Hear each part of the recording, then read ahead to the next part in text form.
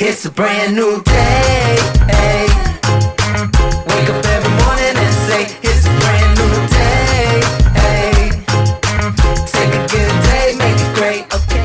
Bon matin à tous. Comme vous le savez, en fait, on a lancé notre site web lavoidesgrimpeurs.ca il y a quelques semaines. Donc, le but de ce site web-là, principalement, va être de connecter le bon coach avec la bonne personne. Donc, vous êtes au courant, c'est tellement difficile d'avoir de l'information en ligne. Il y a plusieurs personnes qui vont se proclamer coach puis qui vont donner des conseils à gauche, à droite, sans être spécialisés réellement dans ce qu'ils vont faire. Donc, en fait, avec notre programme Trouve ton coach sur notre site, on va vous aider à briser votre plateau. Puis probablement que vous n'êtes même pas au courant de c'est quoi la pépite d'or qui va vous manquer pour aller passer au prochain niveau dans votre escalade. Donc, que ce soit une préparation mentale, une préparation physique, donc que ce soit aussi une préparation au niveau de votre nutrition ou même de la fameuse technique. On a le coach pour vous. On a un petit peu plus que 6 coachs avec sur lavoidesgrimpeurs.ca qui peuvent vous aider à passer votre escalade au prochain niveau. Donc, la meilleure façon de pouvoir voir quel coach peut être le bon fit avec vous, ce serait de prendre un appel découverte avec moi. C'est gratuit. On regarde ça ensemble pour voir c'est quel coach qui sera adapté par rapport à votre situation à vous, votre emploi du temps, etc. Donc, que ce soit à Québec, au Québec, en fait, ou en Europe, il y a possibilité de le faire en ligne. Donc, le lien va être dans la barre de description. On se retrouve de l'autre côté pour un appel découverte ou aller voir sur lavoidesgrimpeurs.ca pour remplir le formulaire. On se voit de l'autre côté.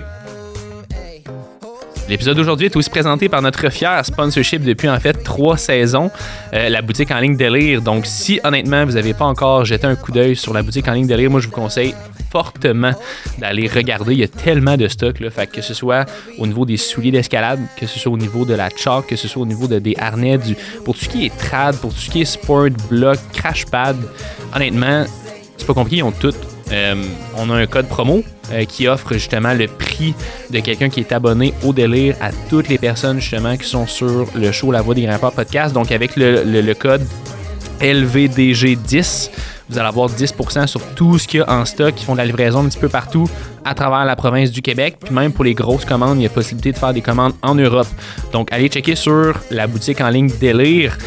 Puis comme je l'ai dit tout le temps, acheter sur la boutique en ligne Délire, c'est encourager La Voix des Grimpeurs podcast. Ça nous aide énormément. La Voix des Grimpeurs est présentée par InnovaClim. Donc, vous le savez tous, La Voix des Grimpeurs, c'est mon projet de cœur. C'est ce qui me fait vibrer. Ça fait un peu plus qu'1 an et demi que ça roule. Mais ça n'aurait pas pu être possible sans le soutien et le financement d'InnovaClim pour faire avancer ce projet-là. Donc, pour tous les auditeurs qui sont à Québec ou qui sont à Montréal ou à 1 heure de Québec, on va pouvoir leur offrir un prix qu'on va considérer dans nos dossiers comme le prix famille et amis. Donc, si vous voulez une soumission gratuite, ça va me faire plaisir d'aider n'importe quel grimpeur qui soutient le podcast avec son écoute. Donc, juste à me contacter à François B. Sanson sur Instagram ou sur La Voix des Grimpeurs également, puis on va pouvoir faire une soumission gratuite. Merci pour votre soutien, merci NovaClim, puis on se retrouve de l'autre côté. Donc, bon matin à tous et à toutes sur cet magnifique épisode de La Voix des Grimpeurs. Donc, comme je l'ai dit toujours, le but du podcast, c'est vraiment de rassembler la communauté de grimpe francophone. Donc, autant à Québec qu'en Europe, donc partout où c'est que ça parle français. Puis, comme vous l'avez probablement vu un petit peu sur les réseaux sociaux de La Voix des Grimpeurs, ça fait quelques jours que je suis à Paris en ce moment. Puis on rencontre un maximum de personnes. Puis là, en tout cas, présentement, on a quelqu'un de très... En fait, je suis vraiment content d'avoir cette personne-là avec nous aujourd'hui là, parce que c'est une des personnes les plus connues dans l'escalade, pas juste dans la francophonie, mais je pense même mondialement parlant pour ce qu'il fait. Et puis en passant, avant qu'on commence le podcast, je le dis tout le temps, la meilleure façon de nous aider, c'est de rediffuser en fait l'épisode sur vos chaînes ou juste de laisser un 5 étoiles ou un commentaire, quoi que ce soit, n'importe quoi qui peut nous aider à faire connaître le podcast, c'est vraiment apprécié. Donc, un gros merci à vous. Puis c'est ça, en fait, aujourd'hui, on a la chance d'avoir Alexis Landau.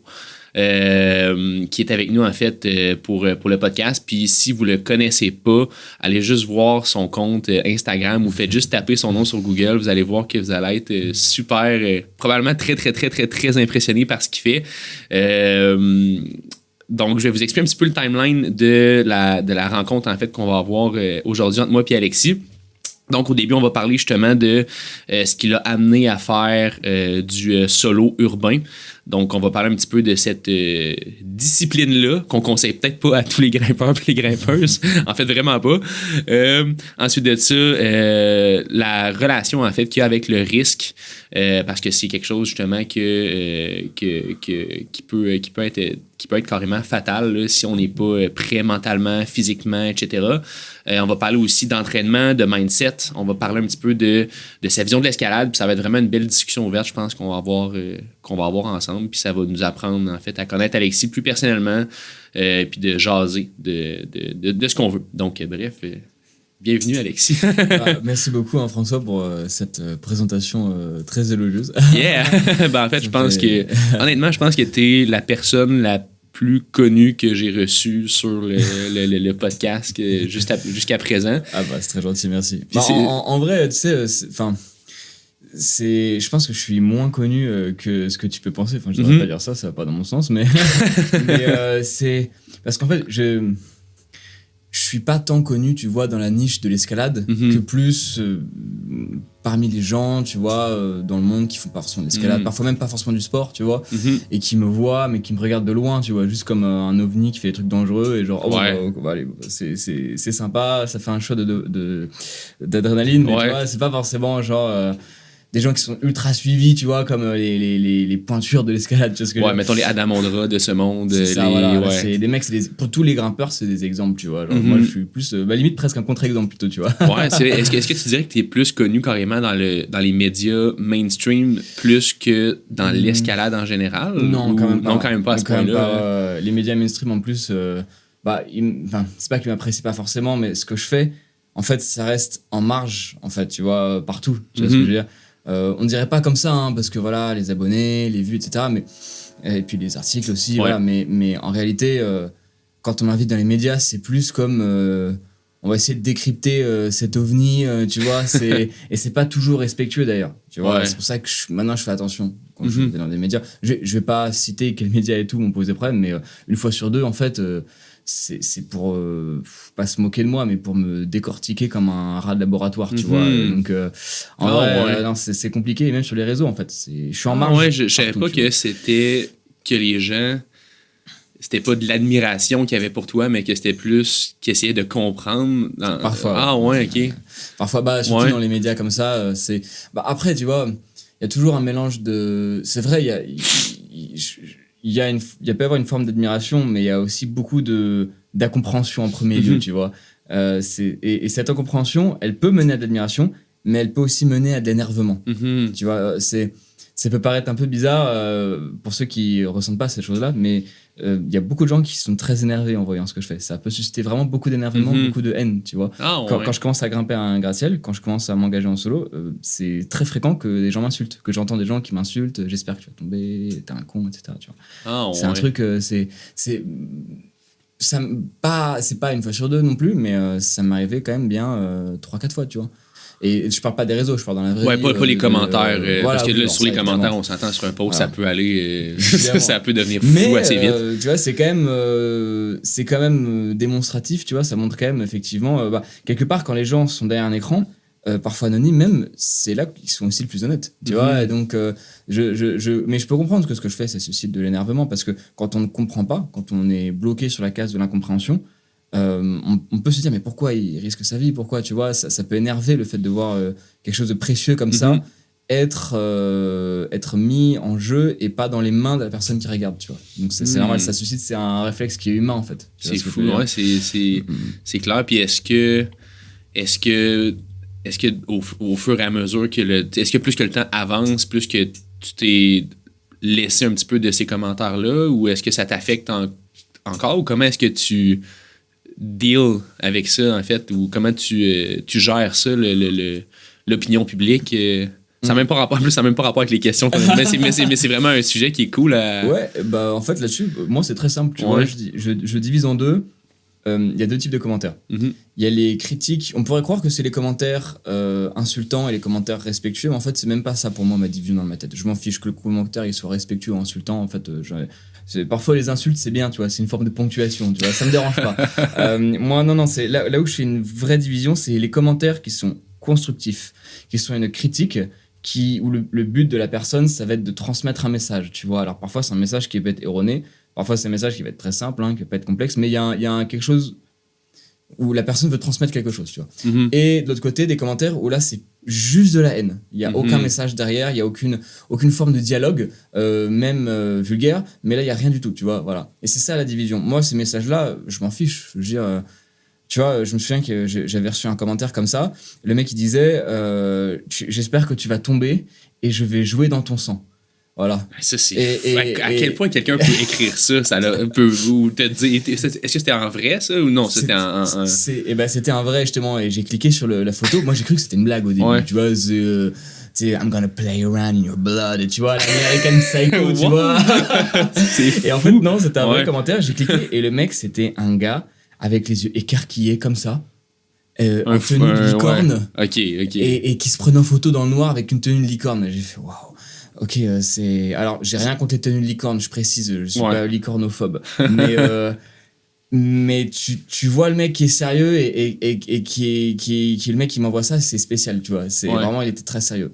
Mais du coup, oui, ces commentaires-là, bah, moi, alors je te dis, vraiment, ça me passe, mais au-dessus de la tête. Mais beaucoup de gens me disent, mais attends, mais ton rapport à la mort, ça doit être morbide parce que des gens, ils t'envoient des messages de haine, ils souhaitent que tu meurs. Tous les jours, je reçois des messages de gens qui souhaitent ma mort. Je reçois plus de messages de gens qui souhaitent ma mort que les messages de soutien. Je reçois aussi des messages de soutien, mais évidemment, je reçois beaucoup plus de messages de haine. Et les gens me disent, mais attends, mais ça doit t'affecter. Mais alors, vraiment, pas du tout. Je veux dire, avec ce que je fais, rappelons-le, tu vois, grimper en solo, bon, je pense que tout le monde sait ici, mais au cas où je le rappelle, grimper en solo, c'est-à-dire grimper sans sécurité, parfois plusieurs centaines de mètres, sans aucune corde, sans aucun équipement de secours. Donc, si je tombe, évidemment, je meurs. Donc, par rapport à ce que je fais, évidemment que mon rapport à la mort, il n'est pas conceptuel, il n'est pas. Tu vois, il n'est pas abstrait. Il est aussi conceptuel parce que j'ai des réflexions vis-à-vis de ça, mais c'est avant tout quelque chose de concret. Je veux dire, la mort, quand je grimpe, je la regarde en face, je sais très bien que je peux mourir, j'ai bien conscience des risques. Donc, si tu veux, mon rapport à la mort, il est complètement terre à terre. Donc, quand on parle de mort, moi, c'est pas du tout un truc, c'est pas un tabou. Beaucoup de gens me disent, quand ils parlent de la mort, ils utilisent des euphémismes, tu vois, genre, si un jour tu disparais, si un jour on touche du bois, il y a un accident. Tu peux le dire, tu vois, genre, si un jour je termine en crêpe, en tache de ketchup sur le bitume, tu vois, genre, moi, c'est fou, t'es vraiment pas, c'est ça, t'es vraiment assumé dans le fond, exact, c'est ça. Heureusement, tu vois, avec ce que je fais. Oui, c'est ça, tu peux pas vivre dans le déni, là.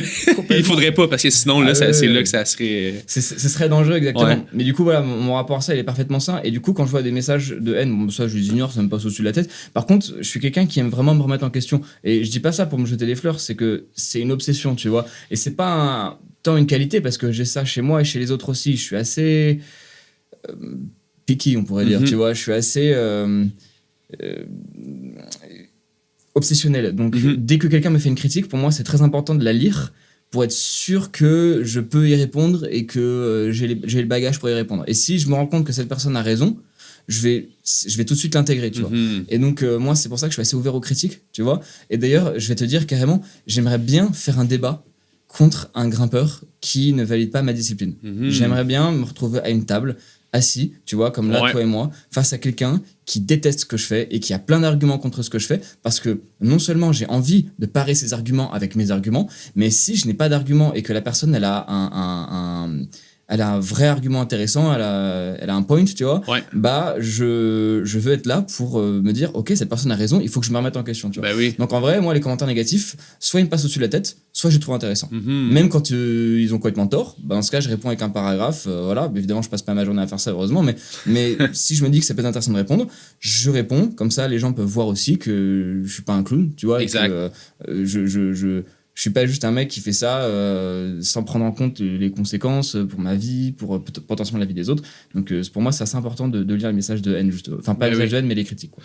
Puis ça demande quand même beaucoup d'humilité, je pense, de pouvoir faire ça, parce que il y a beaucoup de personnes, justement, que quand ils reçoivent n'importe quelle critique, ben, qui vont carrément se se fermer à la critique, puis même pas prendre le temps par ego de lire la critique, puis d'essayer de comprendre qu'est-ce qu'il y a derrière ce message-là, à savoir, est-ce que la personne fait juste me projeter ses propres peurs à elle, ou ses propres limitations mentales à elle, ou est-ce qu'il y a vraiment quelque chose de réel, de vrai, puis d'important dans la critique. Puis c'est dans ces moments-là, je pense que c'est important de rentrer à l'intérieur puis de comprendre plus. Là. Ouais, c'est marrant parce que tu vois, tu parlais d'ego, justement. Il y en a certains, leur ego va faire qu'ils vont pas vouloir lire la critique. Moi, mon ego me force à lire les critiques, tu vois. Exact, c'est ça. C'est mon ego qui me dit non, mais attends, t'as des arguments pour répondre, je sais que j'ai raison, etc. Et il y a une partie de moi rationnelle qui me dit bah si j'ai tort, et j'en aurais appris plus, tu vois. Moi, une grande peur, tu vois, une de mes obsessions, ça va être d'être dans le vrai, tu vois. Donc si je suis pas dans le vrai, je veux le savoir, tu vois. Donc c'est pour ça que moi j'ai ce mécanisme là, tu vois. Après c'est pas forcément sain parce que parfois il faut être capable de juste pas lire la critique et avancer en ligne droite, tu vois. Donc bon, c'est à contrebalancer bien sûr. Exact. C'est crime, c'est mais non, j'aime vraiment ça comment tu gères ça puis comment tu vois ça parce que je pense que c'est encore plus important quand la vie est en jeu de justement être ouvert à ces critiques-là parce que justement, si t'es pas ouvert à ces critiques-là, c'est là que ça peut devenir comme dangereux, puis de juste comme foncer sans se poser de questions, sans rien faire, puis exact. Puis en dehors du solo puis de l'escalade, dans le fond, c'est qui Alexis? Tu fais quoi? Veux-tu te présenter pour les gens qui peut-être qui te connaissent pas ou comme il te plaît, comme ça tente de te présenter? Là. Je te lance la patate. Beaucoup de liberté, ça veut dire beaucoup de choix à faire. Alors, je m'appelle Alexis Landau. Je suis né à Paris le 26 février 2000, même si ça, c'est pas très important. Et je fais du solo urbain. Enfin, moi, j'appelle ça solo urbain, grimpe urbaine. Il n'y a pas vraiment de nom. Et surtout, le problème, c'est qu'en fait, ces noms-là sont parfois utilisés pour d'autres disciplines. Tu vois, quand on pense à grimpe urbaine, on pense beaucoup à de l'urbex ou du rooftoping. Alors que ça ou du parcours, rien à voir, un peu tu vois. aussi. Parcours, c'est quand même une discipline qui est un peu déjà ancrée. Mais surtout, quand on dit grimpe urbaine, on fait très vite l'amalgame entre free solo, tu vois, comme Alain Robert, comme moi, comme Titouan, Anthony, etc. Et avec ce que va faire des rooftopers, des gens qui vont faire des monts de charge ou qui vont utiliser des escaliers pour accéder à des toits, etc. Ce qui est très cool aussi. Hein. D'ailleurs, on va peut-être se faire un petit toit parisien. Ah ouais, moi j'ai dit oui. Voilà. J'ai dit oui. Donc moi j'aime beaucoup ça. Je vais probablement pas te suivre comme ce que tu fais là, mais je vais essayer le plus possible. On va se trouver un endroit où il n'y aura pas besoin de sauter d'un toit. Exact, c'est ça. Et du coup, donc je fais du solo urbain, je grimpe les gratte-ciel sans sécurité, complètement sans backup, sans baudrier aussi, etc. Vraiment juste et parfois même sans chaussons d'escalade. Ouais, c'est vrai, on a vu ça. Ouais. Et c'est pas, c'est pour. Alors c'est aussi parce que j'aime bien grimper pieds nus, mais aussi parce que parfois c'est vraiment. Il y a certaines grimpes que j'ai fait pieds nus, j'aurais pas pu les faire en chaussons. Tu vois. Vraiment l'appréhension du pied nu permet des choses que le chausson ne permet pas, et inversement évidemment. Ça on sait que les chaussons permettent de faire des choses que le pied nu ne peut pas. Mais et voilà. Et sinon j'étais un enfant. T'as quel âge Ah oui, mais sérieux, t'as raison, c'est important. T'as dit 92 2000, ok, c'est ça. 92. Non, mais je sais pas pourquoi j'avais entendu ça. Non, c'est. En vrai, t'inquiète, je suis à un âge où. Je sais pas, t'as quel âge toi? Moi j'ai 30. T'as 30 ans, ouais. Exact, c'est ça. 25-30 ans, on a un âge où ça nous dérange pas d'être rajeuni ou d'être vieilli. C'est vrai, c'est vrai. Mais à partir de 30 ans, moi, je préfère être rajeuni maintenant. Ouais, on dirait tranquillement pas vite. Ouais. Mais généralement, on a un âge où, tu vois, moi, on me dit t'as 20 ans, je suis en mode c'est gentil. Et on me dit t'as 30 ans, je suis en mode c'est gentil. Exact, c'est vrai. mais du coup, ouais, voilà. Et j'ai 25 ans, non, j'ai pas 30 ans, pardon. C'est encore, exact. Je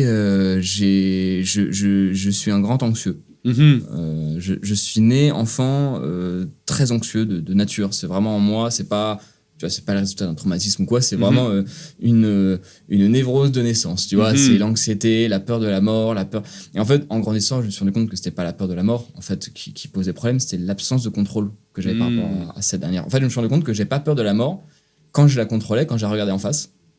J'ai par contre une peur énorme de la mort quand je ne la vois pas venir, Mhm. quand je n'ai aucun levier d'action, en fait, quand je peux Ah rien y ouais. faire. Tu vois, mourir d'un cancer, dans un accident de voiture, côté passager, tu vois. Moi, c'est ces choses-là qui me font très peur depuis que j'étais enfant. C'était c'était encore pire quand j'étais enfant. C'était vraiment très, très gros. Et en fait, parallèlement à ça, j'ai découvert l'escalade dès mon plus jeune âge, en fait, parce que dès que j'avais l'âge pour marcher, j'ai commencé à grimper Ouais. tu vois, partout. Et c'est là que mon père m'a inscrit de force, en fait, Mhm. à l'escalade, à Entrebloc, à Villejuif, pour ceux qui Ok. connaissent. À l'époque, de toute façon, il n'y avait que cette salle-là, en fait, en région parisienne. Ouais. Enfin, il y avait aussi Artblock, si je ne me trompe pas, mais je dis peut-être des bêtises. Je précise ce que je dis là, je dis peut-être n'importe quoi au cas où. Mais du coup, ouais, donc, puis en fait, dès mes 7 ans, du coup, j'ai commencé à grimper en salle. Mhm. Et du coup, l'envie de faire du solo est apparue progressivement quand je voyais les gratte-ciel depuis chez moi, quand je Ouais. voyais notamment la Tour Albert depuis chez ma mère. Avec cette peur de la mort, j'avais pas évidemment ce niveau d'introspection à l'époque, mais je savais que si je me retrouvais sur un gratte-ciel, en solo, quelque part en fait, avec la mort en face de moi, mais ma vie entre mes doigts, j'allais me sentir bien, tu vois. Chose que j'arrivais pas à avoir au quotidien. Et j'ai grimpé mon premier gratte-ciel j'ai découvert qu'il était à Robert après avoir vu l'émission Impossible, tu sais, enfant. Ouais. Et j'ai dit à mon père, je vais faire pareil et tout. Et du coup, je me suis renseigné sur Google, j'ai tapé sur Google grimper des gratte-ciel, etc. Ouais. Tu vois, et là, je suis tombé sur la page d'Anna Robert, Wikipédia. Et puis là, je me suis rendu compte que c'était possible, tu vois, dans la vraie vie, etc. Donc ça y est, c'était parti, quoi. Tu vois, tout ça, c'est arrivé un peu en même temps, tu vois, l'escalade, que j'ai toujours cherché à grimper. Mon père qui m'avait emmené grimper aussi en Corse. Et en fait, mon père, il est de nature un peu excessive, tu vois. Et du coup, parfois, au niveau du danger, je pense que j'ai du mal, évidemment, à me souvenir, parce que j'avais 7 ans. Donc, la conscience du danger à 7 ans, elle est complètement différente de celle d'un adulte. Mais, tu sais, il me faisait grimper sur des rochers qui étaient vraiment hauts. Et moi, j'avais cette sensation de contrôle, tu vois. Bon, heureusement que mon père était là, mais... Et c'est la première fois que j'ai eu cette sensation-là, tu vois, de présence absolue, tu vois, de enfin pouvoir laisser mes réflexions, ma tête, tu vois, mon crâne de côté, Ouais. et juste vivre les sensations, être dans le moment présent.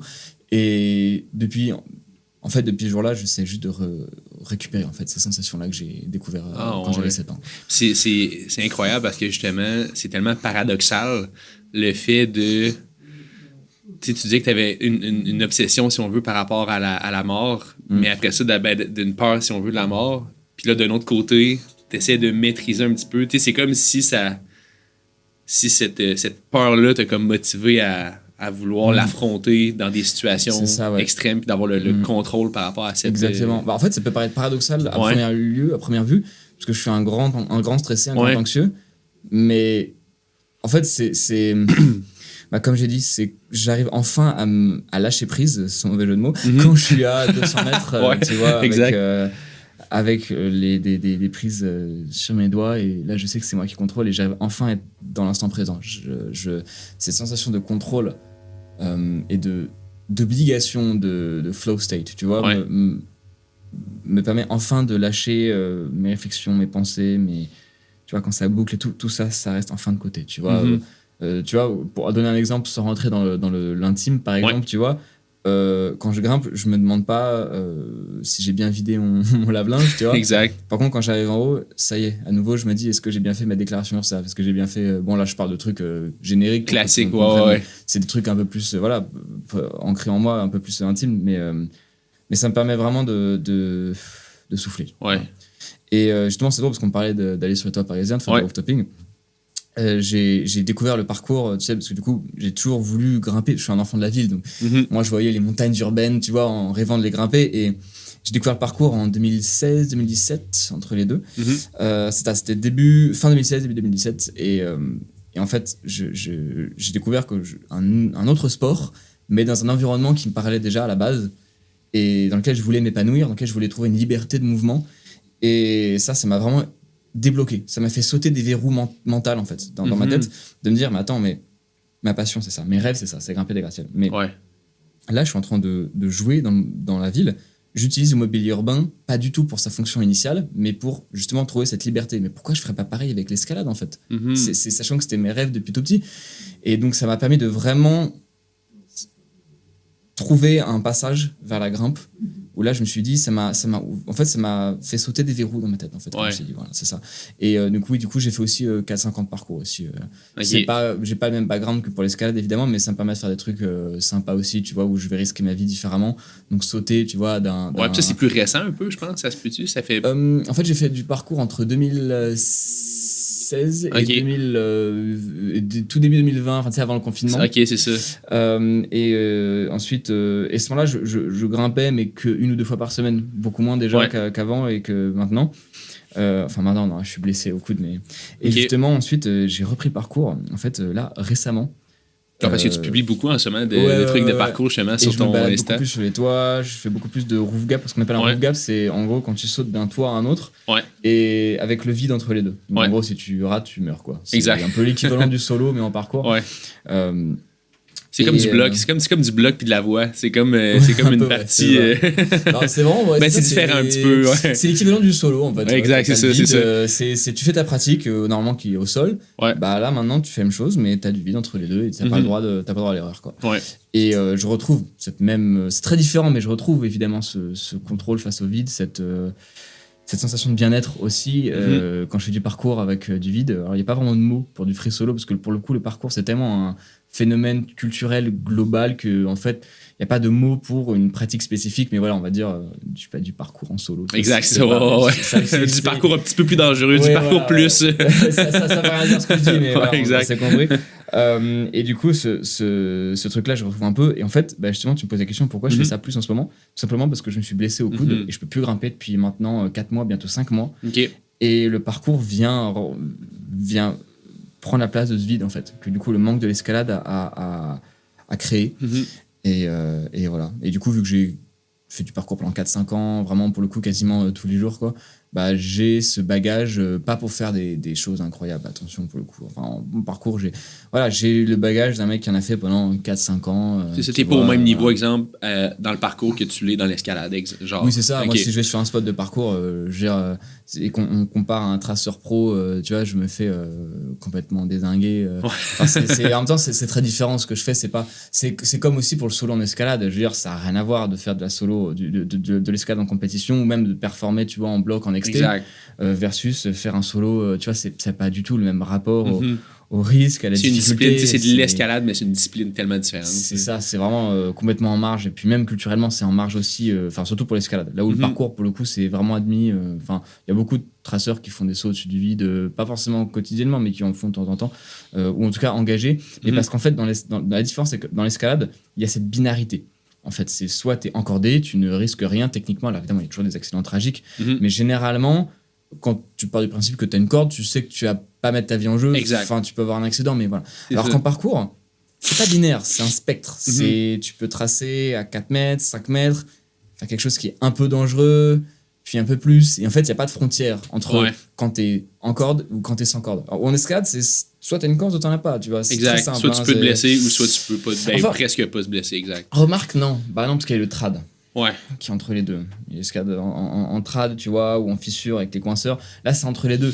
Et c'est clair qu'en fait, ce que je dis, je dis n'importe quoi parce qu'il y a le trad qui vient faire révélation. Entre les deux. Mais la différence, c'est que le trad, c'est vraiment, vraiment une pratique minoritaire en escalade. Aujourd'hui, en 2026, quelqu'un qui dit, moi, je grimpe, il grimpe en salle ou en exté, ou il fait du bloc en exté. Parfois, il fait de la voie en exté, mais il fait de la voie sportive ou de la grande voie en cordée. Mais le trad, c'est très rare. Alors que dans le parcours, on se trouve tous dans une zone grise, voilà, où parfois on souhaite, comme voilà, je le fais depuis quelques mois, où vraiment là on va faire des sauts où l'engagement est total, mais il y a toujours une zone grise où voilà, il y a des gens qui font des sauts. Moi à l'époque où je m'entraînais, parfois on s'entraîne, on est à 4-5 mètres de haut, où on saute sur des murs avec des angles très francs, où si tu rates, tu peux peut-être te faire une grosse blessure. Moi, tu vois, cette cicatrice-là, je me suis fait en faisant du parcours. Tu vois, je suis allé à l'hôpital.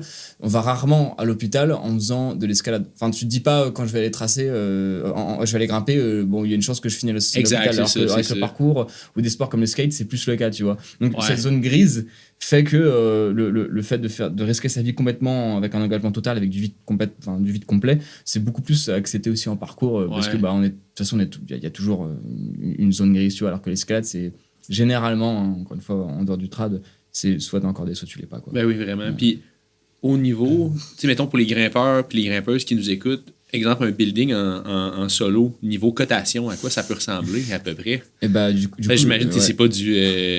En tout cas, moi, habituellement, je parle plus en cotation américaine, là, mais tu sais, ça peut ressembler à quoi le gauge? Et bah, Ou dans les buildings que tu as fait. ouais. Alors, il y a clairement une hiérarchie. Ouais. Genre, il y a des buildings qui sont super faciles. Genre, il y a des buildings vraiment, c'est rando, voilà. Il y a des buildings, c'est horrible. C'est mutant, tu vois. Donc, il y a tout qui existe. Donc, il y a clairement une hiérarchie. Mais en fait, c'est impossible de coter avec la même échelle qu'en falaise. Ok, tu peux pas dire ça, c'est un C'est CETA, impossible. exemple. Ou, ok. C'est impossible, ouais. Puis il n'y a En pas une fait, échelle de cotation. Est-ce que ça ouais, existe? On a fait une échelle ok. avec Alain. Avec Ah Alain ouais. Robert. Alain Robert, bon, je pense que c'est pas la peine de présenter Alain Robert. C'est The French Spider-Man. Exact. Surtout, il a fait des trucs. Faut regarder précisément pour se rendre compte à quel point c'était ouf ce qu'il a fait. Puis aussi sur le rocher. Lui, il Ah a oui, fait oui, beaucoup de. Ouais, les deux, exact. Les deux. Et puis il y a beaucoup de gens qui disent le rocher c'est ouf, mais les buildings c'était moins ouf. Il y a d'autres personnes qui disent les buildings c'était ouf, mais ils savent pas ce qu'il a fait en rocher. Non, les deux c'est ouf ce qu'il a Ouais, fait. exact, c'est ça. Il a fait des trucs mutants dans les deux et extrêmement engagé dans les deux. Mais du coup, ouais, ceci étant dit, on a fait une échelle de cotation vraiment pour les buildings parce qu'en fait, c'est tellement différent. Les difficultés ne viennent pas des mêmes facteurs que en bloc, en falaise ou quoi que ce soit. Donc en fait, à partir de là, c'est pas comparable parce que par exemple en escalade, ce qui fait qu'un gratte-ciel va être dur, en urbain, je veux dire, ce qui fait qu'un gratte-ciel va être dur, ça va être d'abord les mouvements intrinsèques. Tu vois, est-ce que le mouvement il est dur, est-ce qu'il est technique, est-ce qu'il fait mal, tu vois, est-ce que physiquement C'est du voilà. métal des fois ou quoi que ce soit. Est-ce Ouais. que ça va te couper, est-ce que c'est fatigant, est-ce que c'est dangereux, tu vois, est-ce que tu peux glisser niveau sensation, tu peux partir tu peux prendre la porte Ouais. et tout, tu vois.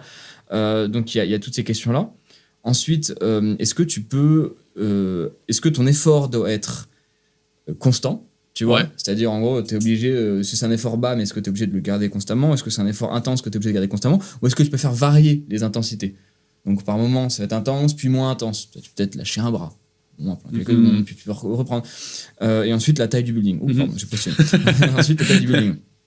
Est-ce que le building merde, je sais même pas. Est-ce que le building il fait 50 mètres ou est-ce qu'il fait 500 mètres. Ouais. Parce que un effort plutôt intense ou en plus de ça qui est vraiment régulier, constant, où tu peux pas faire varier les intensités justement pour te reposer un peu, pour passer en aérobie un peu et puis repartir, sur 50 mètres ça peut le faire, mais sur 500 c'est Tu peux pas soutenir quelque chose pendant 500 mètres. C'est quasiment difficile. inhumain, tu là, vois. c'est Si ça. je te disais de faire un pas de bloc genre 1000 fois de suite, enfin c'est un effort qui est bien plus dur que si je te dis tu fais 1000 fois un effort qui est moins intense, et en plus de ça tu peux te reposer sur un bac, sur des bacs 1 minute entre chaque pas de bloc. Là déjà ça change tout, tu vois. Et pour cette raison là c'est super dur à côté en fait, parce que c'est rare d'avoir en grimpe urbaine, t'as aucun mouvement qui est extrême si tu le prends juste le mouvement T'as pas un en crux, soi. c'est ça, t'as pas C'est de. ça, t'as pas de crux, exact. exactement. Mais par contre, t'as des mouvements qui vont être vraiment. C'est super fatigant de le répéter 500 fois. Et ça, on dirait pas quand t'es en bas, tu vois. Ou alors, tout simplement, le mouvement, il va être faisable une fois, mais je sais que je vais pas pouvoir le faire plusieurs fois parce que Ça coupe. mes doigts vont pas s'en rentrer dans la fissure, peut-être que la fissure va se rétrécir, ce genre de choses, tu vois. Donc, c'est pour ça que c'est vraiment impossible à côté. Maintenant, tu vois, voilà. Si je devais coter, je dirais la Tour Montparnasse, parce que tout le monde voit un peu la Tour Montparnasse. Ça, c'est où ça? C'était. C'est à Paris. Ok. C'est dans le centre de Paris, c'est la grande tour. Ah oui, c'est ok. la tour que beaucoup de gens n'aiment pas trop, parce que c'est vrai qu'elle fait un peu de tâche. Moi, je l'aime bien. Bon, en même temps, je suis pas objectif. Parce que tu l'as grimpé, exact. Moi, je la vois pas. Moi, je la vois comme. Tu le vois comme un terrain de jeu, C'est exact. ça, moi, je le vois comme un truc, tu vois. Parce que en fait, en grimpe urbaine, j'ai tout un esthétisme aussi en tête, tu vois, que j'ai envie de réaliser, tu vois. Et du coup, forcément, un truc un peu brut, un peu froid, c'est un truc qui m'inspire, tu vois. Tu vois, moi, mon univers esthétique, c'est ce que je dis souvent, c'est un mélange entre Sin City et Blade Runner. Tu Ok. vois, un truc un peu néo-noir, brut. Ouais. Raw un peu, là, ouais, comme plus. Ouais. un peu froid, Dark un peu, ouais, exact. déshumanisé, tu vois. Et c'est ça que je vois un peu, tu vois, qui m'inspire, tu vois. D'un point de vue de l'univers, esthétique, c'est vraiment ça qui m'inspire. Et du coup, forcément, la Tour Montparnasse, ça rentre parfaitement là-dedans. Genre, c'est un monolithe, il n'y a rien autour. C'est un monolithe noir, froid, mat, tu vois, en plein milieu de la ville, comme ça. Évidemment, moi, ça m'inspire. Et en plus, la nuit, en hiver, parfois, tu vois même pas le soleil, il y a de la brume. Ouais, Avec c'est une ambiance. signaux lumineux, ça fait un truc vraiment, tu vois, cyberpunk, dark, tu vois. Et ça, forcément, moi, ça me parle. Mais bon, quand tu vis dans une ville comme Paris, qui est belle de par son authenticité culturelle, bah forcément, ça fait tâche, tu vois, c'est normal. Et du coup, en fait, oui, cette tour-là, beaucoup de Parisiens voient, etc.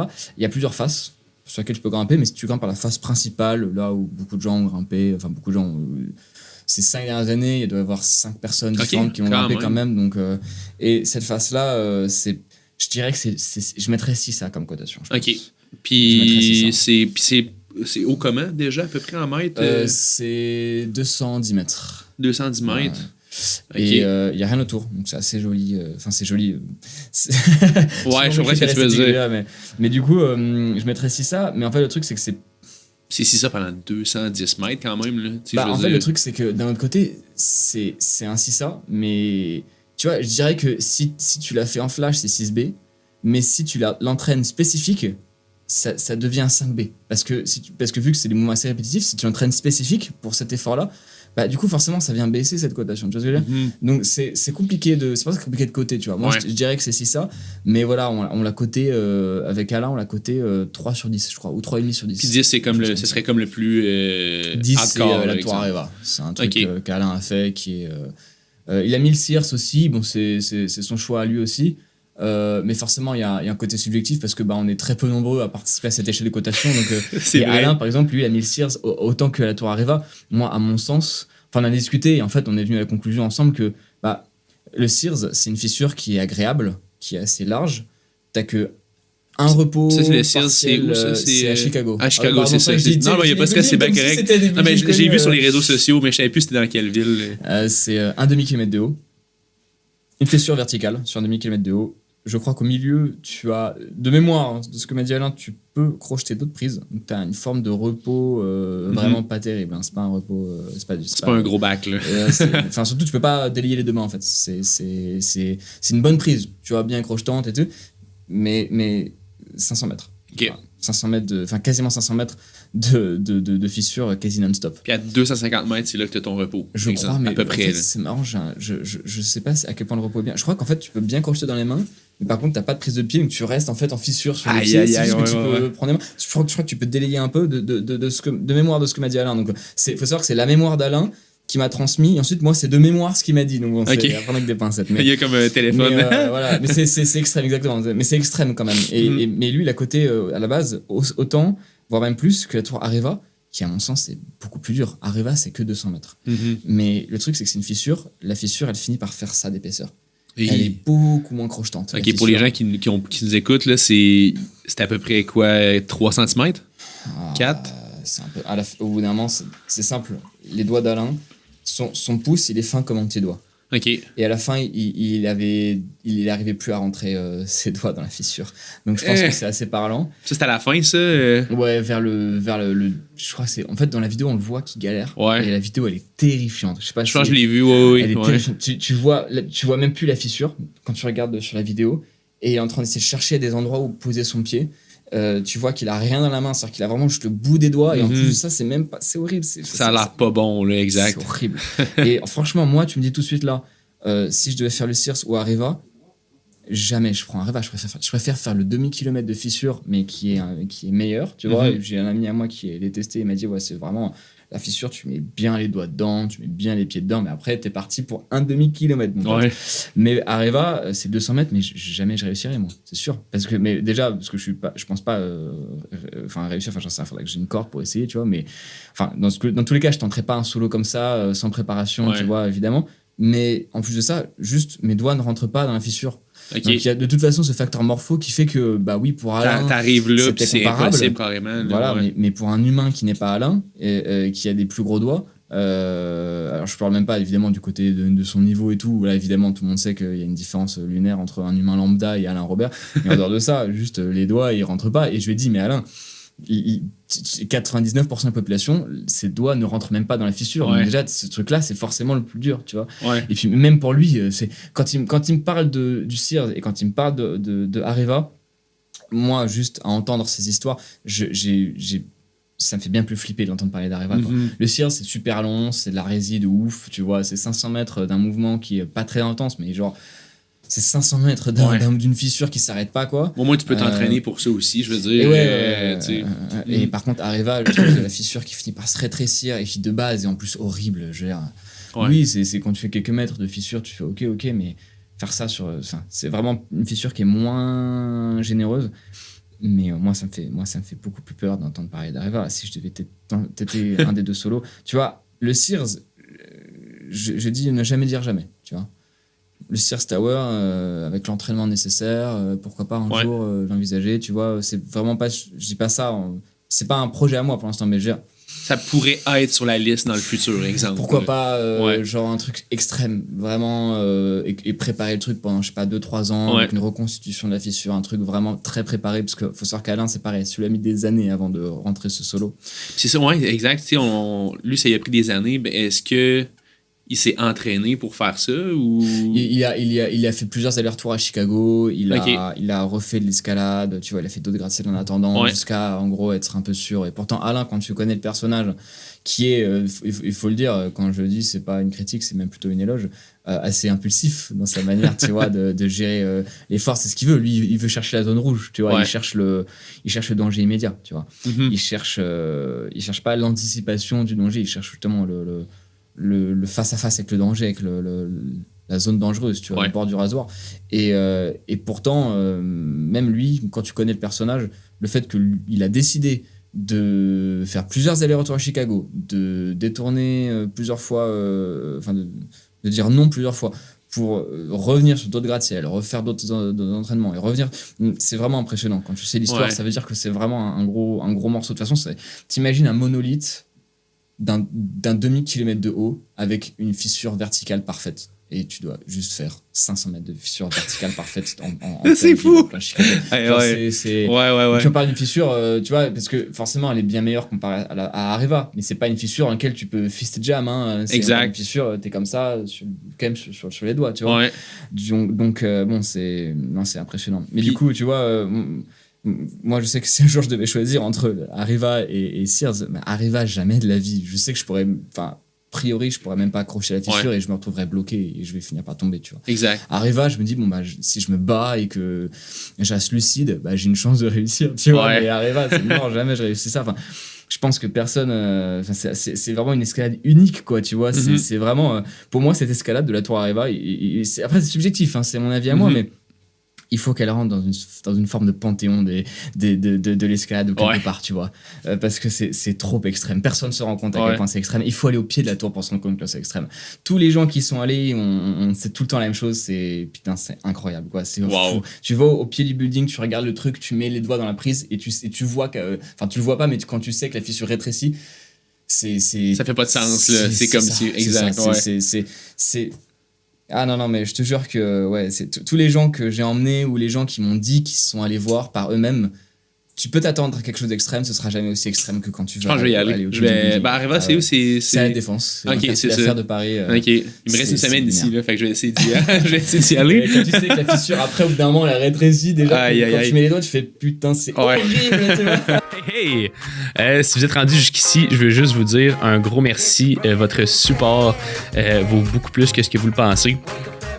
Honnêtement, je le répète souvent, mais si vous êtes capable de pouvoir partager le show à quelqu'un ou laisser un commentaire ou un 5 étoiles ou quelque chose, ça nous aide énormément à faire grandir La Voix des Grimpeurs podcast.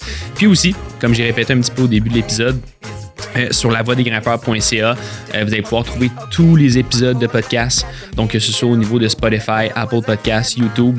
Puis vous allez même pouvoir trouver une façon, si vous en êtes rendu là, d'avoir accès à un coach pour briser un certain plateau en escalade. Donc, je vous laisse là-dessus. Bonne continuité au niveau de l'épisode. C'est fou. Habituellement, pour les grimpeurs de solo urbain comme ça, est-ce que vous grimpez, il n'y en a pas 1000, là, mais est-ce que vous le faites à vue? Est-ce que ça arrive que vous essayez justement des flashs ou vous êtes tout le temps préparé? Ça ressemble à quoi le... C'est ça, tu sais, je veux dire, de la préparation pour certains. Parce que, tu sais, je veux dire, y aller à vue ou flash ou quoi que ce soit, là, c'est comme une dose d'inconnu complet, là. Ouais, complètement. Alors, la dose d'inconnu, elle est pas comparable.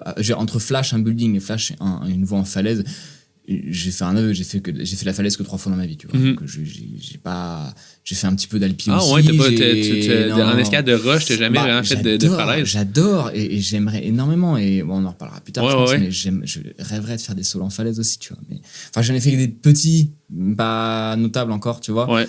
J'ai des trucs aussi pas balisés, pas encore ouverts, pas balisés, pas ouverts et tout. Mais globalement, entre. En fait.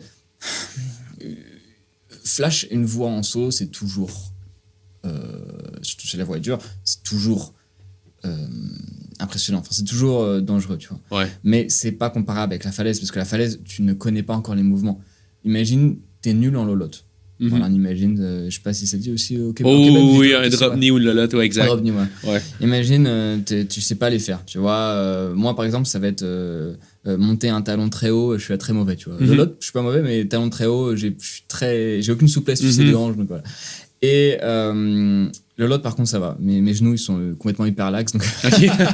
ouais. Mais tu sais pas si en fait tu vas tomber sur une lolotte, ou tu sais pas si à un moment, tout d'un coup, en fait, tout simplement, même pas sans parler de lolotte ou quoi, d'un coup, c'est morpho et exact. Pas. Ou si ça se trouve, c'est la voix, c'est que des bidois, tu vois, comme je sais plus quelle voix dans le Verdon, c'est que des bidois. Je sais plus laquelle c'est, mais je sais qu'il y a une voie où c'est quasiment que des bidois. Imagine, tu sais pas, et en fait, c'est là, t'arrives dans le moment, ouais. Tu vois, et là tu dis, voilà, donc c'est impressionnant. Il y a pas ce côté-là en grimpe urbaine. Je veux dire, en grimpe urbaine, c'est généralement des mouvements répétitifs. Généralement. C'est-à-dire qu'en gros, si tu fais 10 mètres, techniquement, tu es capable de faire tout le building. Maintenant, la question, ça va être, est-ce que tu vas être capable de gérer l'effort tout du long? Est-ce que, par exemple, il y a, comme je disais tout à l'heure, la tour Montparnasse, moi, je peux délayer bien des bras, je peux me reposer 5 minutes. Tous les 5 mètres, je peux me reposer 5 minutes, ou en gros, je peux lâcher un bras. Donc, 5 minutes, je lâche un bras, donc c'est super bien, c'est cadeau, tu vois. Ouais. Enfin, la grimpe en soi, elle est pas cadeau, elle est pas très compliquée. Enfin, c'est une des grimpes les plus faciles que j'ai faites, mais je dis pas que la grimpe est cadeau, mais les repos, c'est cadeau, tu vois. Ouais. Les repos, c'est gentil. Et ça, tu vois, quand t'as ça, tu peux te dire, bon, bah, ok, je sais faire 10 mètres, maintenant, est-ce que je vais bien gérer mon effort? Et si tu fais une fissure ou tu fais un building où la grimpe est vraiment physiquement dure, dans le sens où tu tires beaucoup sur les bras, sur les avant-bras, etc., t'as tout le temps les bras bloqués, tu vois, à 90, etc., dans la même position, donc déjà pour le sens, pas top. Et en plus de ça, tu peux pas bien te reposer. Bah, tu peux très bien savoir faire 5 mètres sans problème, mais est-ce que tu vas réussir à faire les 150 mètres, tu vois, avec des repos qui sont précaires, tu vois, et là, la question. Et donc, le côté flash, en fait, nous on se prépare à 2 choses déjà. Quand on fait notre entraînement, c'est un entraînement classique. Enfin, quand je dis notre entraînement, en fait, je ne veux pas parler pour les autres. Je parle juste pour moi, j'entraîne comme tous les grimpeurs. En salle, c'est-à-dire que j'ai un entraînement classique avec une routine, etc., en salle d'escalade. Et maintenant, j'applique ma routine en fonction des objectifs. Tu vois, ça n'aurait pas trop de sens pour moi de faire que du bloc, par exemple. Exact, c'est sûr, oui, exact. Mais j'en fais aussi beaucoup mieux, parce que j'aime ça. Mais, mais du coup, voilà, j'adapte mon entraînement. Il n'y a rien de spécial là-dessus, tu vois. C'est du classique. Par contre, là où c'est moins classique, c'est que avant de grimper un gratte-ciel, c'est vrai que la question c'est, ok, je sais faire ce mouvement-là, mais est-ce que je saurais le faire sur 150 mètres? Comment sont les repos? Est-ce que une fois que je suis à 15 mètres, je peux vraiment me reposer librement, tu vois? Ou est-ce que je vais me crisper? Est-ce que je vais pouvoir souffler? Est-ce que, tu vois, parce que parfois, tu es là, à 2 mètres, tu fais, c'est bien, là, je peux délayer, là.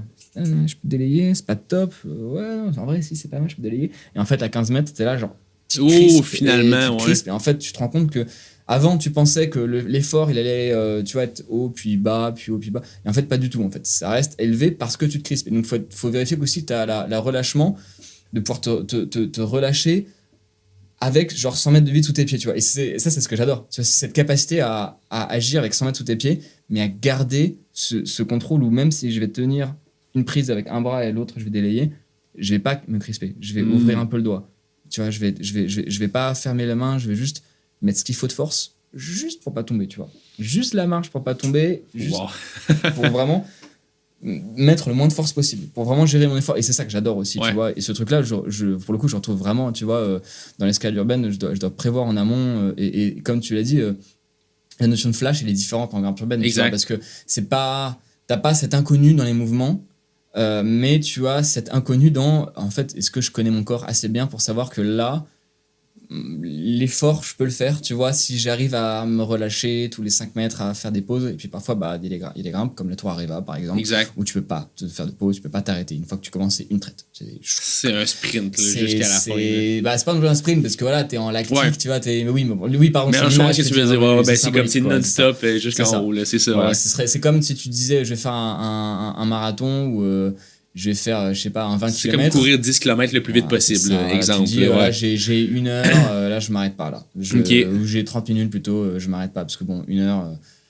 Quand tu t'arrêtes pas, 100 mètres, tu le fais plutôt, tu sais, entre 100 mètres sans s'arrêter, en fait, tu le fais en 15 minutes. Hein. C'est ça, c'est ça. Tu mets pas, de toute façon, si tu t'arrêtes pas du tout sur un effort qui est quand même pas. C'est un effort pas aussi intense que du bloc, mais c'est un effort qui est quand même assez intense et tu t'arrêtes jamais. Donc, si tu passes la barre des 15 minutes, ça commence à être chaud, tu vois. Ouais, exact, c'est vrai. C'est horrible, mais plus la grimpe, moins tu peux te reposer, plus il faut aller vite. C'est ça, c'est ça. Donc ça, c'est Ouais. un peu traître aussi. Faut gérer ce truc-là comme ça. Heureusement, moi, pour l'instant, enfin, heureusement, non, c'est un choix. J'ai jamais eu ce truc-là à 100%.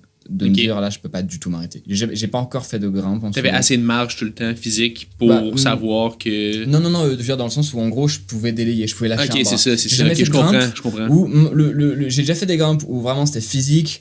Le fait de lâcher un bras, ça me forçait à vraiment me tenir sur l'autre bras. Ou des grimpes où tu vois, tous les 3 mètres, je pouvais, tous les 3-4 mètres, je pouvais lâcher un bras, mais pas plus de 10-15 secondes. Donc, Ok. quand même, voilà. Mais j'ai jamais fait un truc vraiment où j'arrive au point où je peux vraiment pas du tout m'arrêter sur genre 100 ou 200 mètres. Ça, Ok. j'ai jamais fait encore de trucs où je peux vraiment, j'ai pas le droit de m'arrêter, tu vois. Ouais. Enfin, après, si on parle d'échelles ou des trucs comme ça, voilà, c'est suffisamment facile pour que de toute façon ce soit un effort, voilà, mais on parle sur des trucs de Avec la vraies difficulté, grimpes, là, voilà. ouais. Heureusement, j'ai toujours réussi à délayer, mais en même temps, c'est un peu obligatoire. En fait, même sur des grimpes extrêmes, il y a toujours un moment où tu lâches la prise pour faire Ouais. circuler un peu le sang, etc. Mais ouais, il y a des grimpes où tu as ce truc-là, vraiment, comme ce qu'a fait Alain sur Areva, où tu peux vraiment pas t'arrêter. Puis est-ce que ça t'est déjà arrivé d'arriver dans des situations des précaires où c'est que t'es comme ok là live là ça a passé proche. Ouais, mais justement, du coup, c'est marrant, tu fais la transition, j'allais Ouais. en parler. Il y a ce côté-là, maintenant, quand je parlais du flash, il y a forcément ce côté aussi où tu sais pas ce que tu vas avoir en haut. Peut-être que tout d'un coup, ça va être plus fragile, tu vas devoir grimper différemment. Ouais. Peut-être que le carreau va être différent, les prises vont être différentes, et ça c'est déjà arrivé, Mhm. effectivement. Et c'est là où le flash, c'est là où ça rejoint l'escalade en falaise, tu sais pas vraiment sur quoi tu vas tomber. Il y a forcément un côté d'inconnu. Et nous, quand on grimpe, en fait, c'est forcément un peu du flash, dans le sens où on peut pas grimper en top rope avant. Ouais. Donc on est obligé de C'est un flash quasiment tout le temps, c'est ça. Moi, parfois j'envoie un drone, tu vois, ça m'est déjà arrivé Ok. plusieurs fois. Ah oui, j'envoie c'est un intelligent, drone, ça. Ouais. Tu vois, je regarde un peu à quoi ça ressemble, est-ce que c'est régulier, est-ce que tout d'un coup là je me dis, oula, il y a un problème là, le carreau il est plus large, tout d'un coup c'est plus crochetant, tu vois, ou alors c'est bouché, parfois tu grimpes, et d'un coup, Même hop si là, c'est plus fragile silicone, peut-être voilà. tu Oui, sais, c'est ça plus peut fragile, ouais. ouais. Alors souvent, ce qui est bien, c'est que les buildings, c'est quand c'est solide, c'est solide. Quand c'est fragile, c'est fragile. Et parfois, il y a un entre-deux où tu te dis, ok, bon, c'est fragile, mais généralement, dans ce cas-là, ça se voit en bas. Ok. Dans le sens où tu tires, ça bouge un peu, comme la tour totale, ça bouge un peu, tu fais, ok, bon, ça bouge. Normalement, ça tient mon poids, mais je retiens en tête que ça peut être fragile, tu vois. La tour Est-ce que totale, tu prends le risque dans ce temps-là ou est-ce que tu le fais? Ouais. La tour totale, on l'a fait plusieurs fois, on l'a fait avec Alain aussi, Ok. en solo. Il y avait Léo et Martine aussi, qui sont des grimpeurs urbains aussi. Enfin, Léo a arrêté, mais à l'époque, on était tous les quatre en mode les trois mousquetaires, tu vois. Ouais. En plus, c'était un peu comme les trois mousquetaires, parce que moi, j'ai appris que j'allais grimper avec Alain, genre l'avant-veille, tu vois, ou au soir, ou même, je crois, c'est pas même la veille, tu vois. Tu devais capoter. Et d'ailleurs, hein. demain, on grimpe avec Alain, tu vois. Donc, c'était vraiment les trois mousquetaires avec le quatrième, je sais plus lequel c'est, ou alors en mode Avengers. Ça dépend des rêves des personnes, ça dépend des générations des gens. Mais du coup, ouais, et on avait fait cette grimpe-là ensemble et tout. Et effectivement, c'est vrai que c'est un peu. C'est pas très agréable. Je préfère quand ça tient vraiment bien, tu vois. Mais en même temps, tu sais que ça va pas vraiment lâcher et puis tu testes avant. Parfois, tu peux pas tester sur certaines grimpes. Là, la grimpe est suffisamment facile. Tu peux suffisamment délayer pour que tu puisses faire une pause et tu regardes un peu. En haut, À la limite, tu peux même envoyer des messages à Alain, c'est carrément pour lui dire, ce Bill, puis lui, il a quasiment tout fait, là, en bout de ligne. Peut-être pas tout fait, mais il en a fait beaucoup. Ouais. Là, je veux dire, Il en a fait beaucoup, ouais. C'est comme si tu demandes du bêta de building. On échange. Ce qui est drôle, c'est qu'on est très peu nombreux. Du coup, on se Est-ce que vous connaît avez des tous genres de et- groupes Messenger ou des groupes WhatsApp où c'est que vous parlez genre Un de peu, ouais. bêta? Ouais, bah oui, on est très peu nombreux, donc on se connaît tous. Les tu vois. grimpeurs, c'est bon. Ouais, on a des groupes comme ça, on se parle, tu vois. Moi, on est toujours très proches avec Léo Urban, qui s'est renommé sur les réseaux sociaux Léo Primal. Donc, Ouais, ce qui est ouais, drôle, ouais. c'est que le mec, tu vois, il s'appelle Urban, mais son nom de famille, tu vois, c'est Urban, donc Urban en anglais. Alors que le mec, il fait. Enfin, je sais pas si tu le connais, mais c'est un mec qui. Ben, qui je bouge dans les le suis sur arbres les et tout, réseaux tu vois. sociaux, ouais, Et exact. c'est drôle que le mec s'appelle Urban, alors que tu vois, Ouais. le mec, son nom c'est Urban, alors que. Enfin, C'est drôle. un signe. Et en fait, du coup, lui il a arrêté maintenant, mais pendant 1 an et demi, on grimpait, on faisait tout ensemble, presque 2 ans, en fait, parce que c'est fin 2021 jusqu'à. Ouais, c'était 1 an et demi, 2 ans, quoi. Ok. Et on a tout fait ensemble, on a fait beaucoup de choses ensemble. Et du coup, ouais, on échangeait, tu vois, sur ce qu'on connaissait. Avec Alain, on lui posait des questions. Alors, Alain, il a grimpé beaucoup de buildings. Il est un peu âgé maintenant. Mhm. Donc, forcément, sa mémoire n'est pas parfaite, tu vois, surtout. Donc, voilà, mais on échange entre nous, on se donne des conseils et tout. On sait. Et puis, de toute façon, tu vois assez vite, généralement, quand quelque chose est fragile ou pas. Ouais. Tu vas jamais grimper sur quelque chose qui est ultra solide et tout d'un coup, tout va s'arracher d'un coup. Souvent, t'as des prémices, tu vois. Tu vois bien, de toute façon, il y a une grande différence aussi, c'est est-ce que sur quoi tu grimpes c'est porteur, tu vois, est-ce que ça fait partie de la structure du gratte-ciel, auquel cas enfin c'est vissé, c'est double Ça, vissé, tu le sais que ça bouge pas, là. ou est-ce que ce sont des décorations qui ont été mises après la construction du building, est-ce que ce sont vraiment des décos, est-ce que c'est de la déco qui a été mise vraiment pour faire joli après, et là parfois bah, c'est juste collé à la colle, voilà. Et là il faut faire gaffe, Ouais. mais c'est du ressenti, tu vois, je pense que j'ai pas fait assez de falaises pour savoir, mais j'imagine que c'est un peu comme un grimpeur de falaise qui peut-être va savoir un peu, j'en sais rien, je sais pas si c'est le cas, mais quand il va toucher les prises, il va dire oula, ça risque de casser ça bientôt, tu vois.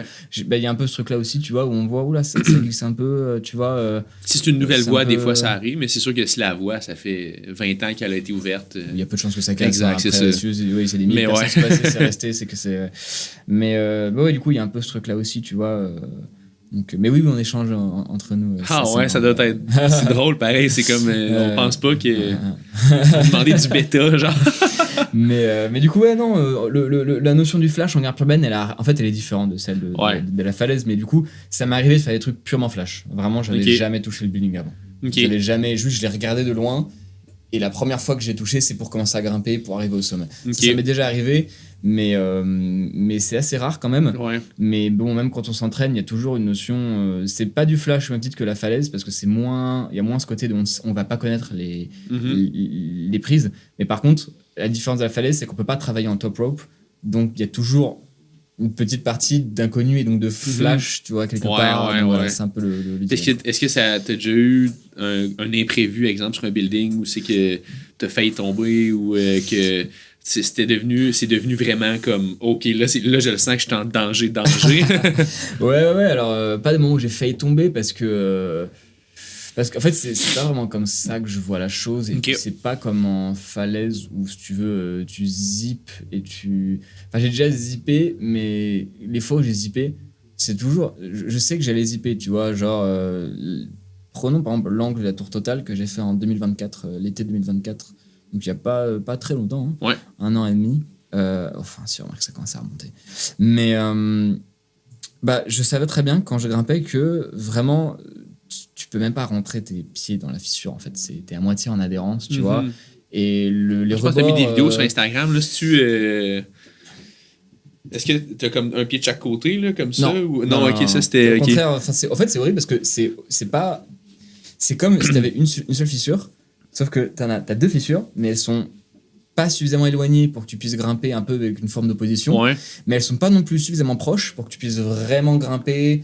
Comme quand tu rentres dans une fissure tu sais, en t'éloignant du building, C'est tu ça. vois, en t'éloignant de la fissure. Là, tu dois être proche et tu dois tirer dans les doigts, et c'est vraiment très désagréable, et vraiment du coup c'est trop fin pour être crochetant au niveau des pieds, donc mes pieds rentraient pas du tout dans la fissure, enfin c'est bizarre, j'avais un pied qui essayait de crocheter et l'autre qui était en adhérence, très très bizarre, je saurais pas expliquer pourquoi du comment, mais juste je m'étais entraîné 4-5 fois sur le building, tu vois, la nuit, évidemment quand personne peut me voir, voilà. Et, Pas de frontal, rien, pas de. Ouais, même pas de frontal. Non, tu vois, surtout, il est lampadaire. Tu vois. Ok, C'est ok. le côté positif de l'urbain. Ouais, c'est toujours un peu. Il y a de la lumière tout le temps. Mais et en fait, au début, j'arrivais pas à faire 2 mètres sans zipper, tu vois. Mais quand je zippais, je pouvais, genre, je faisais voilà, je zippe et dans ce cas, je tire fort dans les doigts pour pas tomber, tu vois. Ouais, mais ça, tu sais que tu peux pas faire ça pendant C'est ça, tout le exactement. long. C'est C'est ça. un peu, ça serait un peu relou. Mais en même temps, je sais que la zippette, c'était pas la mort assurée, tu vois. Mais pour que ce soit pas la mort assurée, il fallait que je le fasse suffisamment de fois pour être capable de me dire, d'anticiper une fraction de seconde avant de zipper, de savoir que j'allais zipper avant de zipper. Tu vois ce que je veux dire ou pas? Genre, Ouais. comme quand tu fais un bloc et tu sais que, voilà, tu sais, oulala, Tu sais que ça s'en va vient, faire, là. Comme Ouais. ça, tu t'accroches, voilà, tu vois. Comme pour pas mal tomber si tu tombes en bloc ou Voilà, tu dis, tu ah, vois, je vais ouais. zipper, fait que là, tu sais que. Ouais, genre. tu vois, c'est un peu le même truc, tu vois. Ok. C'est ça, un peu, c'est le même réflexe dans la Mhm. tête que ça. C'est exactement. J'avais jamais vu ça comme ça, mais Ouais. t'as tout à fait raison. Et du coup, au bout d'un moment, à force de m'entraîner, je zippais de moins en moins. Et tu sais, au bout d'un moment, tu sais pas quoi faire. Et instinctivement, en fait, tu sais, ton corps teste plein de choses différentes. Et sans même avoir à réfléchir, c'est instinctif. Au bout d'un moment de la répétition, et parfois, c'est pas forcément au bout de longtemps, hein, ça peut prendre 20 minutes, tu vois. Au bout d'un moment, ton corps va prendre des réflexes instinctifs, va mettre en place des mécanismes où, sans avoir à réfléchir, ton corps va essayer de réussir, enfin, à faire la chose, mais à l'économie, tu vois, sans prendre trop d'efforts. Donc, instinctivement, comme ça, je trouve ma technique, tu vois. Mhm. Au début, j'essayais de crocheter les 2 pieds. Je mettais mes doigts dans la fissure, je vois que ça marchait pas trop. Ensuite, j'ai changé de position. Et instinctivement, sans même avoir à réfléchir, c'est vrai que j'ai pas essayé consciemment ces techniques-là, mais instinctivement, au bout d'un moment, je me suis rendu compte que, en fait, je grimpais en crochetant mon pied à gauche et un pied droit, j'étais en adhérence complète, tu vois. Ok. Alors, quand je dis crocheter, c'est vraiment un grand mot, hein. C'est vraiment. C'était pas un bac, là. C'était pas un bac En de fait, pied. c'est plus. En gros, c'est juste qu'au l'adhérence, au lieu de la faire. Tu vois, c'est ça, c'est mon pied, au lieu de la faire comme Ouais. ça, je la faisais comme ça, mais c'était pas. En fait, je mets mon pied. Je tourne mon pied juste pour avoir une adhérence un peu plus forte, en fait. Mhm. C'est pas. Ce qui me permettait de pousser plus sur ce pied-là et d'avoir cette inertie ensuite pour avoir le pied droit qui était en adhérence, tu vois. C'était un peu bizarre. Ok. Mais du coup, j'ai pas fait ça consciemment, c'est juste que je m'entraînais. En fait, au bout de la 3e séance de 20 minutes, j'avais cet automatisme et une grimpe qui me paraissait quasiment impossible au début.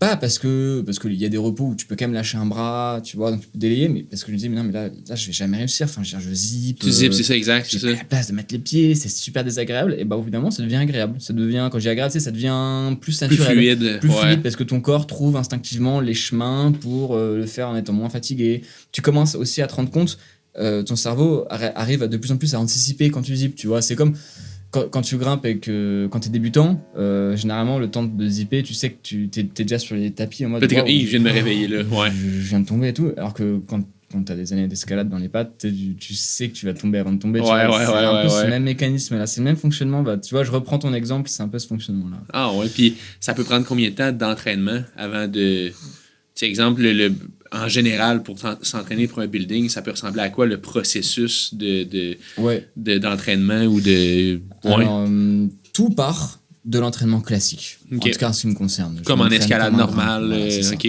Je vais faire de la voie, ensuite le lendemain je vais faire du bloc, ensuite tu Mais vois. tu dois avoir tellement de la résie, tu dois être C'est ce que fou j'essaie dans tes métriques de de résistance. bosser Ouais. un maximum. Avant, ce que je faisais, c'est que je faisais beaucoup de circuits où je mélangeais plusieurs filières énergétiques. Tu Ok. vois, j'avais un entre-bloc, il y avait un dévers je crois qu'il faisait 8 mètres. Je crois. Ok. Et en fait, je m'entraînais à faire des allers-retours sans m'arrêter en dévers, Sans c'est un dévers arrêt. complet. Là. Ok. Et du coup, Un genre de j'avais- 60 degrés. ouais, comme ça, donc quasiment. Ok, ouais. En fait, ça commence comme ça. Et ensuite, ça termine complet. Ok, c'est une grotte, là. Complet, ouais. Ok. En fait, ça commence comme ça et ensuite ça fait ça. Ouais. Et en fait, moi, je me forçais à délayer uniquement sur les passages de dévers complets. Alors, je délayais sur des bacs, tu vois, mais je me faisais des circuits de genre 30 minutes sans toucher le sol, où Mhm. en fait, j'ai pas le droit de m'arrêter, à moins d'être, tu vois, la tête à l'envers, enfin, tu sais, en dévers complet. Et ensuite, je vais faire varier les intensités. Donc, parfois, je vais passer sur la verte, tu vois. Ensuite, par contre, je vais faire 2 fois la bleue, puis je vais refaire la verte, puis ensuite, je vais faire la violette, puis la rouge. Ça, c'est sans arrêt. là. Et voilà, comme Ok. ça. Et en fait, je faisais varier les intensités, tu vois. Et en fait, je me suis renseigné, beaucoup de coachs m'ont dit que c'était pas optimal, que c'était plus intéressant de vraiment isoler chaque filière énergétique, donc faire de l'ARC pour l'aérobie, faire vraiment de la voie, tu vois, pour l'anaérobie lactique, tu vois, faire, je sais pas, genre, par exemple, du coup, j'avais changé mon entraînement, au bout d'un moment, je faisais un truc, c'était, il y avait une CETA dans ma salle, qui était une bonne CETA, tu vois, et en fait, je la faisais, Ensuite, je En bloc, descendais. c'est à bloc. C'est à voix, pardon. En voix, une ok, voix. ok. Et ensuite, je redescendais, donc ça me prenait 5 secondes. Mhm. Ensuite, à ces 5 secondes, je m'ajoutais genre 25 secondes de repos. Et ensuite, je repartais sur la voie, etc. Et Ok. genre, je la faisais genre 15 fois de suite, comme ça, tu vois, avec genre entre 25 et 30 secondes de repos Ouais. entre chaque. Et du coup, c'est plus ça que j'ai commencé à faire. Mais avant, en fait, c'était vraiment un entraînement hybride, tu vois, où je mélangeais toutes les intensités. Ouais. Mais juste pendant 25 minutes, je touchais pas le sol. Ok. Et je faisais varier l'intensité. Parfois, j'allais sur un truc qui était vraiment intense pour le coup, tu vois, c'était quasiment en difficulté bloc, où j'étais proche de ma force max. Mais par contre, ensuite, je repars sur 2 allers-retours dans du vert, tu vois. Bon, c'est Ok, quand même, c'est c'est ça. quand même du dévers. C'est donc comme j'ai- Power Endurance, après ça endurance. Voilà, c'est ça. Je faisais tout en même temps sans toucher le sol, vraiment pour essayer de. En fait, on m'a dit que c'était pas opti, mais je continue de le faire de temps en temps parce que c'est toujours intéressant de toute façon, même pour se challenger. Bah oui. Pour, voilà. Mais du coup, maintenant, j'ai commencé à vraiment diviser les filières énergétiques après avoir parlé à quelques Ok. coachs, etc. Et à ChatGPT aussi, Ouais. je l'avoue. ChatGPT, t'es d'accord avec les coachs. Exact. Non, c'est vrai, c'est mieux d'isoler. Mais. Là, t'as pas de coach voilà. en ce moment qui te coach personnellement. Non. là. C'est plus Non. autodidacte. Je- En même temps, tu veux pas avoir un coach qui te. T'imagines un coach qui te coach, puis là après ça, boum, tu tombes ou quoi que ce non, soit, mais puis là, lui, il bien va sûr, dire merde. mais- Genre, non, il va. non. Si je prends un coach un jour, c'est pour juste avoir progressé en rési, pas. Ok. Tu vois. Mais j'avoue que j'ai pas de coach, mais j'avoue que assez souvent, j'envoie des messages à Léo Passek pour demander Ah des ouais, conseils. ah, la plug. C'est un ami à moi, vous savez que parfois je Ouais, fais ouais, ouais. Hey, excuse-moi de te déranger. Est-ce que t'as un petit conseil pour ça Ah, en c'est fait, nice, ça. En fait, je lui dis en gros ce que je fais, c'est que je lui dis en gros je fais ça, ça, ça. Et après, je lui dis, est-ce que en gros tu valides, tu vois? J'avoue, Ok. j'avoue, j'ai gratte un peu, mais je pense que j'envisageais à un moment de prendre des coachings avec lui parce qu'il est Ok. très talentueux. Hein, donc, Ben oui, vraiment. et du coup, ouais, quand j'aurai un peu d'argent, je pense, de côté, je vais investir dans du coaching. Bah, déjà, quand je serai guéri de mon coude, parce que Ouais. là, voilà, ça fait bientôt 5 mois que j'ai pas grimpé, que j'ai pas touché une prise d'escalade. Donc, mais ouais, donc mon entraînement de base, c'est vraiment, il y a rien de spécial, quoi. C'est pour dire, je m'entraîne classique, tu vois. Et ensuite, maintenant, bon, bah, il y a du spécifique. Du spécifique, c'est surtout des repérages, tu vois. Comme je t'ai dit, avec les jumelles, avec le drone, on vérifie que tout est bon, qu'il n'y a pas de problème. Tu vois, on essaie d'anticiper, on se dit, est-ce que là, ça va le faire? Et ensuite, il y a un peu de notre travail spécifique. Quand je sens que le mouvement, je me dis, là, il y a du potentiel. Vraiment, il y a du potentiel. Mais, tel que je le fais tout de suite, je fais n'importe quoi.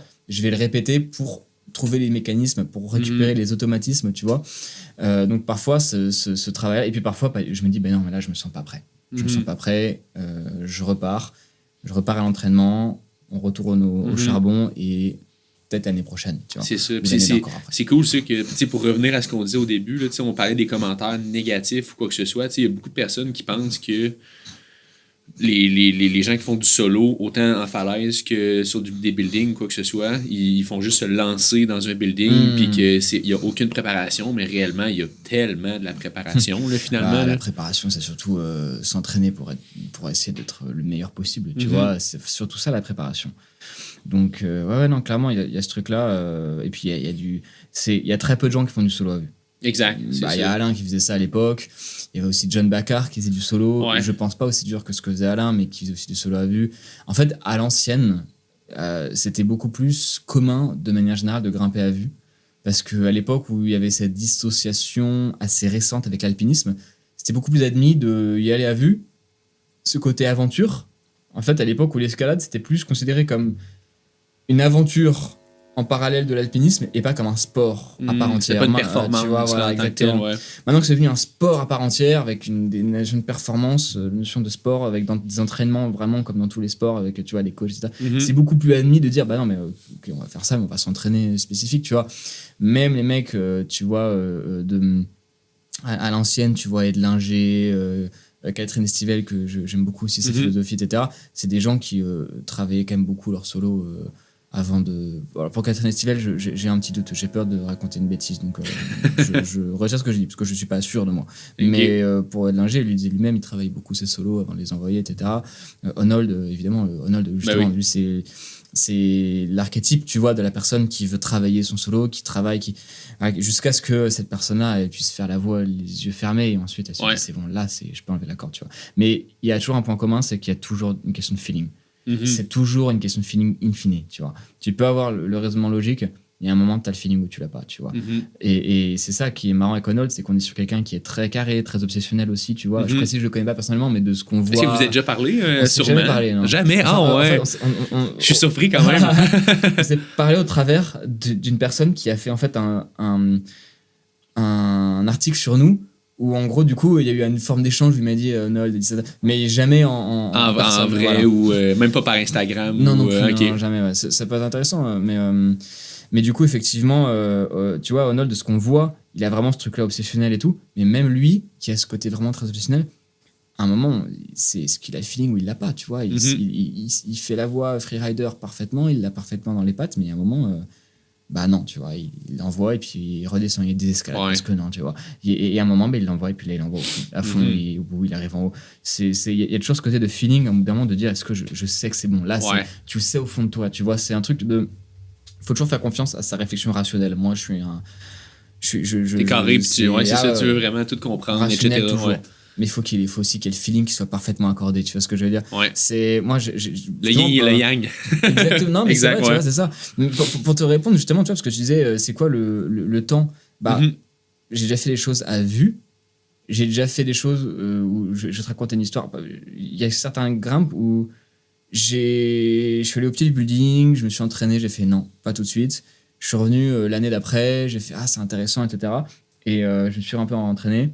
J'ai attendu et 6 mois plus tard, j'ai fait ok, ouais, là c'est bon. Là j'ai le truc, tu vois, et là je l'ai envoyé et j'ai réussi, tu vois. Donc là ça a pris 1 an et demi, mais c'est pas 1 an et demi de travail intense. Exact. C'était 1 an et demi d'aller-retour, j'oublie un peu le projet. Tu le mets de côté, tu l'oublies, et ensuite ça te revient. Tu vois ce que je veux dire, c'est ce genre de choses, tu vois. C'est pas genre je pense juste à ça ou ça, comme une voix, exemple, qu'on veut réussir ou un bloc. Si tu sais que t'es pas prêt au fond de toi, tu peux pas te devenir.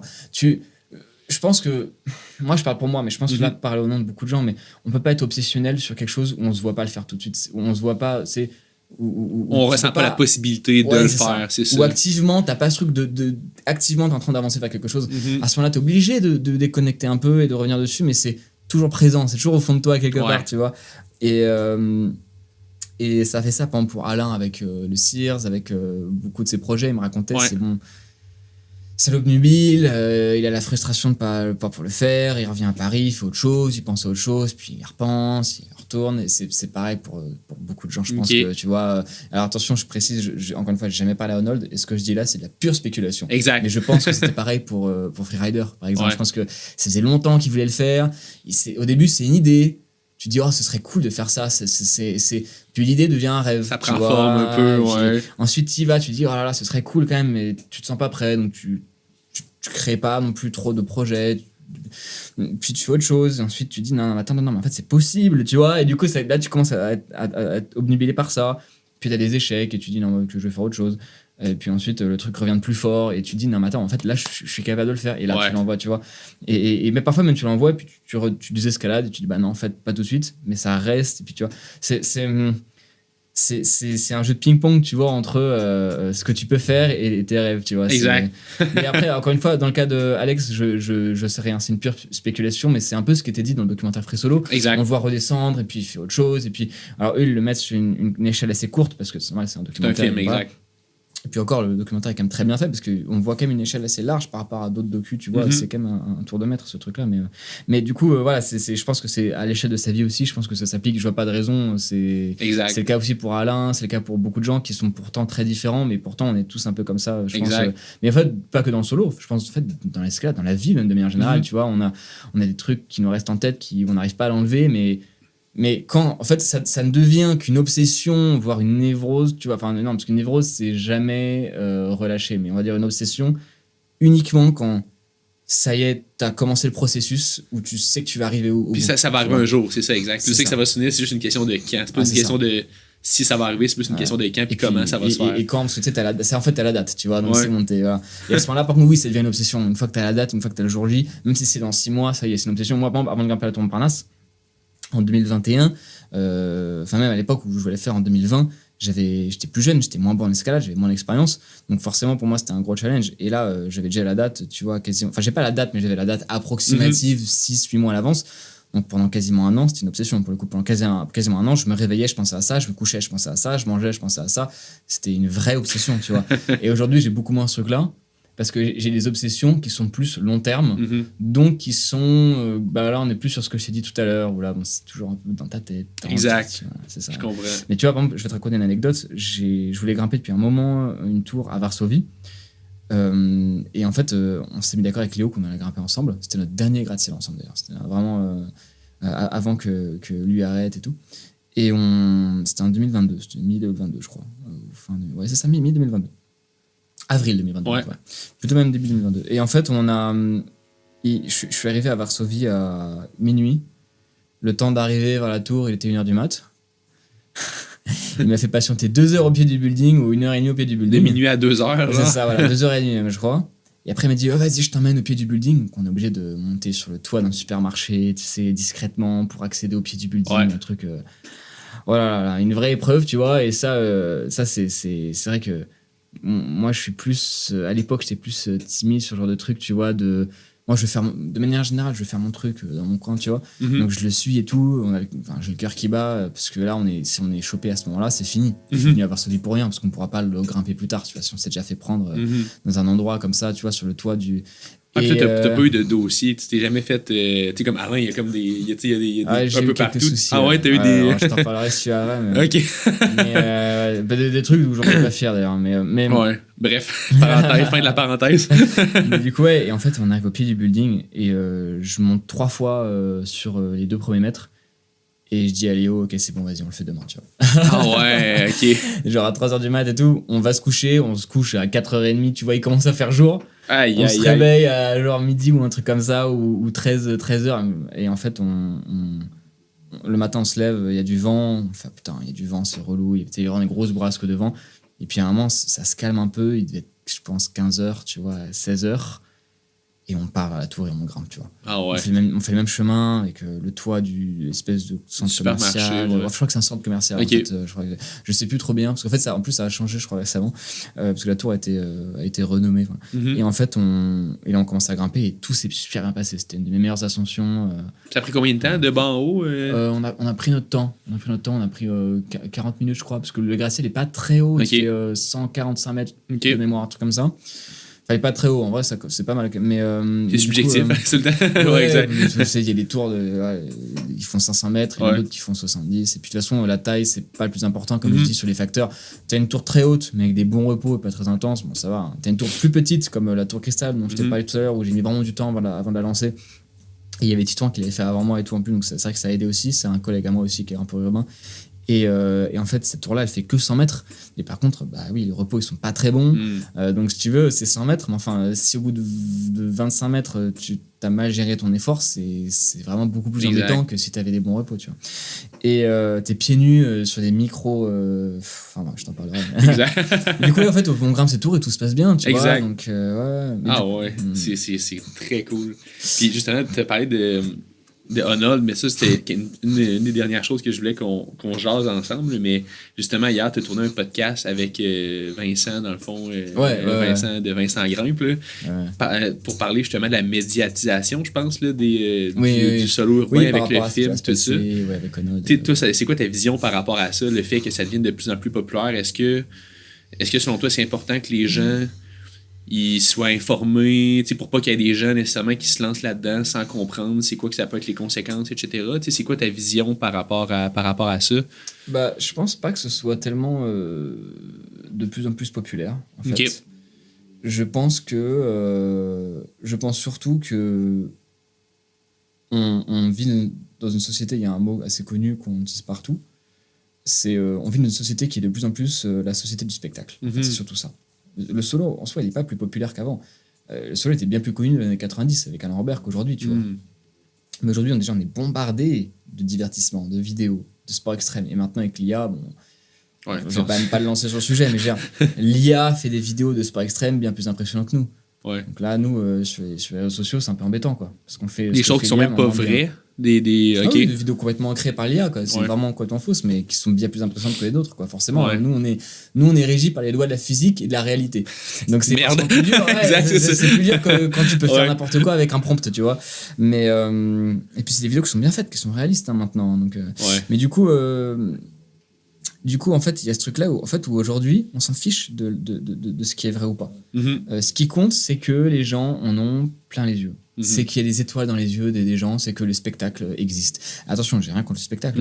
Le problème, c'est que quand on commence à ne pas différencier le spectacle de la vraie vie, là, ça pose un vrai problème. Quand tout est spectacle, tout est divertissement, c'est un vrai problème.